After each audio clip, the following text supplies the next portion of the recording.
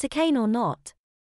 The controversy on corporal punishment has hit the headlines again with the clash between Headmaster Charles Oxley, the man who infiltrated the paedophile information exchange recently, and the anti-caning activists, STOP. On Monday, STOP, Society of Teachers Opposed to Physical Punishment, called a press conference to announce details of 170 cases in what they called a catalogue of cruelty, which they are forwarding to Sir Keith Joseph. Few aspects of school life arouse so much emotion as corporal punishment. When I asked the other day, did being beaten at school affect you, and if so, how? Letters poured in.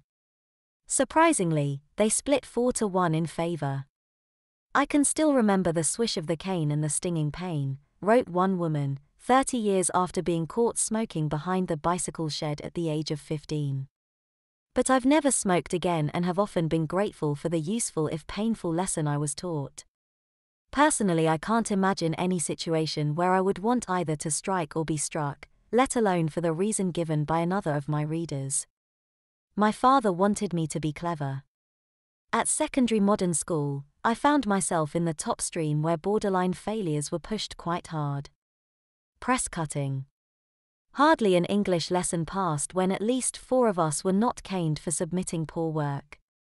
I remember becoming sick with worry and petitioning my parents desperately to be allowed out of the fast lane, but it was only when my father died that my mother would write a note agreeing to this. Now I have to live with the memory of my immense relief at his death.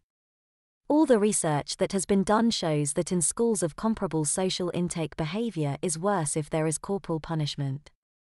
In 1976 there were 69 assaults by London pupils on teachers. From 1981, when Ilia's ban against corporal punishment in their schools came into effect, the average dropped to 35.